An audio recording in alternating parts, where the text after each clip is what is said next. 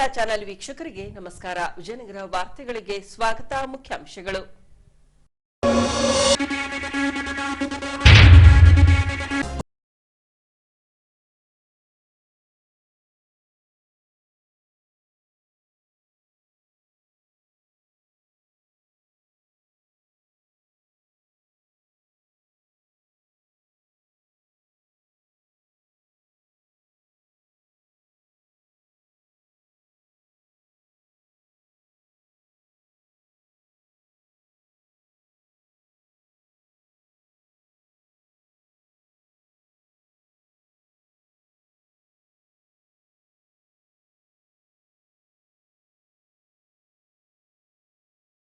ಪಾಲಕ ಪೋಷಕರಲ್ಲಿ ಕರೆ ನೀಡಿದ ಡಾಕ್ಟರ್ ಜಂಬಯ್ಯ ನಾಯಕ್. ಈಗ ವಾರ್ತೆಗಳ ವಿವರ. ಹೊಸಪೇಟೆ ನಗರಸಭೆಯ ಪೌರ ಕಾರ್ಮಿಕರು ವಿವಿಧ ಬೇಡಿಕೆಗಳ ಈಡೇರಿಕೆಗೆ ಆಗ್ರಹಿಸಿ ಕಳೆದ 45 ದಿನಗಳಿಂದ ಕೈಗೆ ಕಪ್ಪು ಬಟ್ಟೆ ಧರಿಸಿ ಕರ್ತವ್ಯ ನಿರ್ವಹಿಸಿದ್ದರು. ಹೀಗೆ ದಿನಾಂಕ 27ರಂದು ಬೇಡಿಕೆಗಳ ಈಡೇರಿಕೆಗಾಗಿ ಆಗ್ರಹಿಸಿ ಅನಿರ್ದಿಷ್ಟಾವಧಿ ಮುಷ್ಕರವನ್ನು ನಡೆಸಿದ್ದಾರೆ. ಕರ್ನಾಟಕ ರಾಜ್ಯ ಪೌರ ನೌಕರರ ಸಂಘದಿಂದ ಕರೆ ನೀಡಿದ್ದ ಅನಿರ್ದಿಷ್ಟಾವಧಿ ಮುಷ್ಕರದ ಹಿನ್ನೆಲೆಯಲ್ಲಿ ಹೊಸಪೇಟೆ ಪೌರ ಕಾರ್ಮಿಕರು ನಗರಸಭಾ ಕಚೇರಿ ಎದುರು ಮುಷ್ಕರ ನಡೆಸಿ ಬೇಡಿಕೆಗಳ ಈಡೇರಿಕೆಗಾಗಿ ಆಗ್ರಹಿಸಿದ್ದಾರೆ. ಪೌರ ವೃಂದದ ನೌಕರರನ್ನ ಸರ್ಕಾರಿ ನೌಕರರೆಂದು ಪರಿಗಣಿಸಬೇಕು. ಜ್ಯೋತಿ ಸಂಜೀವಿನಿ ಸೇರಿದಂತೆ ಸರ್ಕಾರಿ ನೌಕರರಿಗೆ ಲಭಿಸುವ ಎಲ್ಲಾ ಸೌಲಭ್ಯಗಳನ್ನು ಪೌರ ಕಾರ್ಮಿಕರಿಗೆ ನೀಡಬೇಕು. ಇನ್ನಿತರೆ ಗುತ್ತಿಗೆ ಹಾಗೂ ಹೊರಗುತ್ತಿಗೆ ಮೂಲಕ ಕಾರ್ಯನಿರ್ವಹಿಸುತ್ತಿರುವ ಸಿಬ್ಬಂದಿಗೆ ಎಸ್ಎಫ್ಸಿ ಅನುದಾನದ ಅಡಿಯಲ್ಲಿ ನೇರ ಪಾವತಿ ವೇತನ ನೀಡಬೇಕೆಂದು ಸರ್ಕಾರಕ್ಕೆ ಆಗ್ರಹಿಸಿದ್ದಾರೆ. ಎಲ್ಲರಿಗೂ ನಮಸ್ಕಾರ. ಇಂದು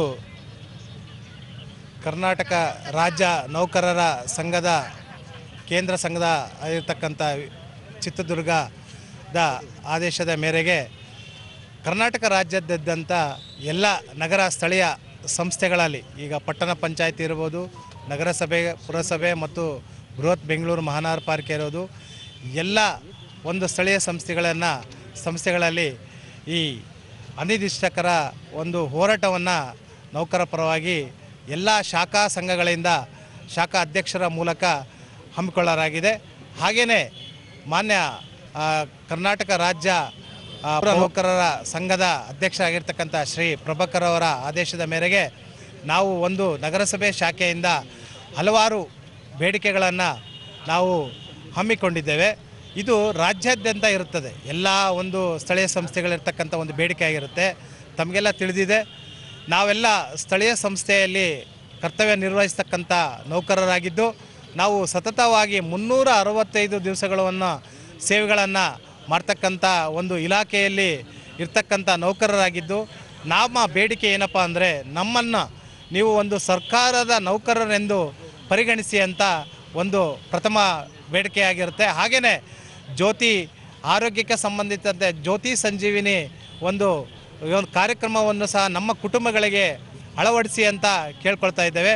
ಎರಡನೇದಾಗಿ ಈಗ ತಮಗೆಲ್ಲ ಗೊತ್ತಿದೆ, ನಮ್ಮ ಒಂದು ಪೌರಾಡಳಿತ ಇಲಾಖೆಯಿಂದ ನಾವು ಪೌರ ಕಾರ್ಮಿಕರಾಗಿ ಹಲವಾರು ವರ್ಷಗಳಿಂದ ಸತತವಾಗಿ ನಾವು ಹೊರಗುತ್ತಿಗೆಯ ಮೇಲೆ ಕೆಲಸಗಳನ್ನು ಮಾಡ್ತಕ್ಕಂಥ ಪೌರ ಕಾರ್ಮಿಕರಿಗೆ ಈಗಿನ ಒಂದು ನಮ್ಮಲ್ಲಿ ವಾಹನ ಚಾಲಕರಿರ್ಬೋದು, ಸ್ಯಾನಿಟರಿ ಇನ್ಸ್ಪೆಕ್ಟರ್, ಸ್ಯಾನಿಟರಿ ಒಂದು ಸಹಾಯಕರಿರ್ಬೋದು ಮತ್ತು ಡ್ರೈವರ್ಸ್ ಇರ್ಬೋದು ಮತ್ತು ಗಣಕಯಂತ್ರದ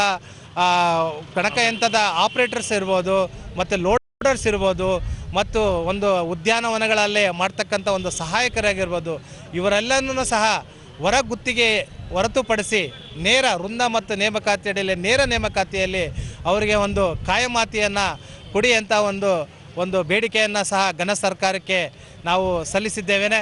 ಹಾಗೆಯೇ ತಮಗೆಲ್ಲ ಗೊತ್ತಿದೆ, ಕ್ಷೇಮಾಭಿವೃದ್ಧಿ ಒಂದು ಕಾರ್ಯಕ್ರಮದಲ್ಲಿ ಸಮಾನ ಕೆಲಸಕ್ಕೆ ಸಮಾನ ವೇತನ ಏನ್ಬಿಟ್ಟು ಅವರಿಗೆ ಒಂದು ಕೊಡ್ತಕ್ಕಂಥ ಒಂದು ವೇತನದಲ್ಲಿ ವೃಂದ ಮತ್ತು ನೇಮಕಾತಿಯಲ್ಲಿ ಮಿಲನಗೊಳಿಸಿ ಅವರನ್ನು ಕಾಯಂಗೊಳಿಸಿ. ತಮಗೆಲ್ಲ ಗೊತ್ತಿದೆ, ಈಗ ಎಷ್ಟೋ ಜನ ನಮ್ಮಲ್ಲಿ ಸೇರ್ಕೊಳ್ತಾರೆ ಹೊರಗುತ್ತಿಗೆ ಮೇಲೆ, ಹಾಗೆಯೇ ಒಂದು ನಿವೃತ್ತಿಯನ್ನು ಹೊಂದ್ತಾರೆ. ಅವರಿಗೆ ಯಾವುದೇ ಒಂದಾದಂಥ ಸರ್ಕಾರದ ಸೌಲಭ್ಯಗಳನ್ನು ಸಹ ಸಿಗದೆ ಅವರು ಒಂದು ನಿವೃತ್ತಿಯನ್ನು ಹೊಂದ್ತಾರೆ. ಅವರ ಅಳಲನ್ನು ನಮ್ಮಲ್ಲೆಲ್ಲ ಹೇಳ್ಕೊಂಡಾಗ ನಮ್ಮ ರಾಜ್ಯದ ಪರವಾಗಿ ನಾವು ಒಂದು ಬೇಡಿಕೆಯನ್ನು ಘನ ಸರ್ಕಾರಕ್ಕೆ ಒಂದು ತಲುಪಿಸ್ತಕ್ಕಂಥ ಒಂದು ಕಾರ್ಯಕ್ರಮವನ್ನು ಹಮ್ಮಿಕೊಂಡಿದ್ದೇವೆ.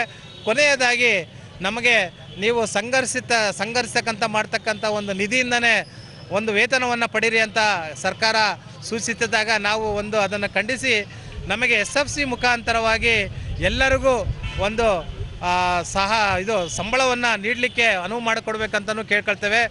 ಒಟ್ಟಾರೆ ನಾವು ಸಂಘದ ಪರವಾಗಿ ನಾವು ಮಾತಾಡೋದು ಏನಪ್ಪ ಅಂದರೆ, ನಾವು 365 ದಿನಗಳು ನಮ್ಮ ಪೌರ ಕಾರ್ಮಿಕರು ಒಂದು ಸೇವೆಯನ್ನು ಸಲ್ಲಿಸ್ತೇವೆ. ಈ ಸೇವೆಗೆ ನಮ್ಮನ್ನು ಸರ್ಕಾರಿ ನೌಕರರೆಂದು ಪರಿಗಣಿಸಿ ನಮ್ಮವರು ಹಲವಾರು ಸಾವಿರಾರು ಗಟ್ಟಲೆ ಲಕ್ಷಗಟ್ಟಲೆ ಇರ್ತಕ್ಕಂಥ ನಮ್ಮ ಪೌರ ಕಾರ್ಮಿಕರನ್ನು ಕಾಯಮಗೊಳಿಸಿ ನಮ್ಮ ಎಲ್ಲ ಬೇಡಿಕೆಗಳನ್ನು ಈಡೇರಿಸುವವರೆಗೂ ಸಹ ನಾವು ಯಾವುದೇ ಒಂದು ಒಪ್ಪಂದಕ್ಕೆ ಬರದೆ ಅನಿರ್ದಿಷ್ಟ ಕಾಲವಾಗಿ ನಾವು ಹೋರಾಟವನ್ನು ಮಾಡ್ತೇವೆ. ತಮಗೆಲ್ಲ